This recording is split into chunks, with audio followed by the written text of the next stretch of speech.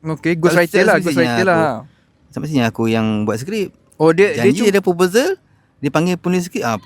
Penulis skrip dia tak tahu apa-apa. Dia okay, saya boleh buat statement ni. Tu dia buat lah. Oh, dia sebenarnya lebih pada nak curi proposal lah. Faham. Tapi buat itu tak lama. Kau ingat cerita kau boleh meletup ke? Tak ada. Ya, benda tak berkat. Takkan ni. Okay, itulah. Kau terfikir tak nak buat kelas untuk orang buat skrip? Maksud aku mengajar orang. Mengajar tu boleh, tapi masalahnya tak ada keberanian lagi.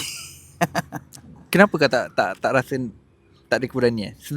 Sedangkan kau sebab masih satu lagi, masih yang tersiar satu. Kalau banyak-banyak tu aku okey lah nak cerita kan. So nak buat kelas.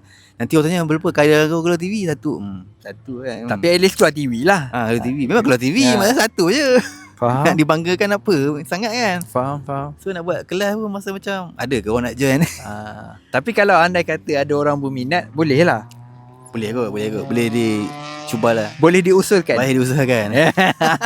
Okay, faham. So selain daripada buat skrip kan, kau pernah jadi pelakon tambahan apa semua kan?